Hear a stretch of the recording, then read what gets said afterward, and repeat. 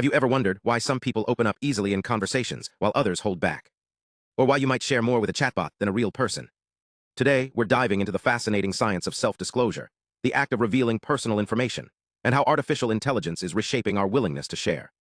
Let's start with a simple truth. Self-disclosure isn't just about spilling secrets. It's a complex social dance shaped by trust, risk perception, and the perceived intent of the listener. When we open up, we're not just sharing information, we're exposing vulnerabilities. This creates a paradox. The more we care about the outcome, the harder it becomes to speak freely. But what happens when the listener isn't human? How do chatbots and AI systems influence this delicate process? The answer lies in theory of mind, a cognitive ability we humans use to infer others' thoughts, emotions, and intentions. For example, when you tell a friend about a stressful day, you subconsciously gauge their reaction. Will they listen? Will they judge? This mental model guides our decisions. Now imagine applying this concept to AI. Researchers are exploring how conversational user interfaces, CUIs, can mimic this human trait, creating environments where users feel safe to share. How do CUIs achieve this? Let's break it down. First, social cues. Humans rely on nonverbal signals, eye contact, tone, body language, to assess trustworthiness. CUIs replicate this through subtle design choices. A chatbot might shift its interface to a softer color when thinking, or use phrases like, "I'm not entirely sure I understand, but I'm here to listen." These cues signal non-judgment, reducing the pressure to perform. Surprisingly, studies show users often prefer simpler, less intelligent responses when discussing sensitive topics. Why? Because an all-knowing AI can feel intimidating, while a humble, uncertain one feels more like a partner. Second, expressing uncertainty. Humans hate ambiguity, and AI is no different. When a CUI says, "I'm not sure I fully grasp this, but I want to help," it's not a flaw, it's a feature. This openness creates a shared uncertainty, inviting users to co-create understanding. Imagine a chatbot asking, "Can you help me understand this better?"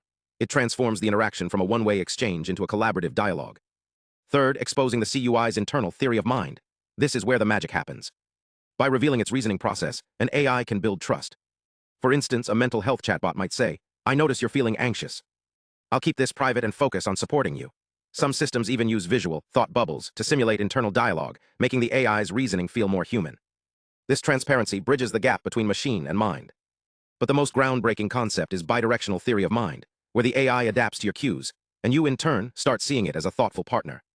If a chatbot notices your hesitation and responds with patience, you might think, "This AI really gets me."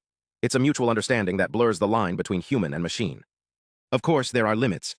Not all studies frame self-disclosure through the lens of risk, and some findings conflict. For example, while some research shows social presence, like being watched, increases openness, others suggest it has the opposite effect. The key lies in perceived risks, whether users feel safe, understood, and in control.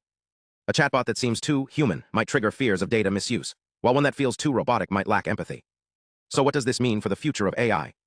It's a call to design systems that prioritize contextual trust.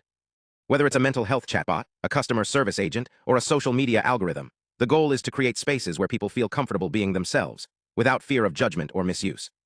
As AI becomes more integrated into our lives, understanding these dynamics isn't just academic, it's essential. The science of self-disclosure is evolving, and with it, our relationship with technology. Thanks for watching. If you want to explore how these findings apply to real-world tech, hit subscribe. And let me know in the comments, have you ever shared more with a chatbot than a person? What made you feel safe? Let's keep the conversation going.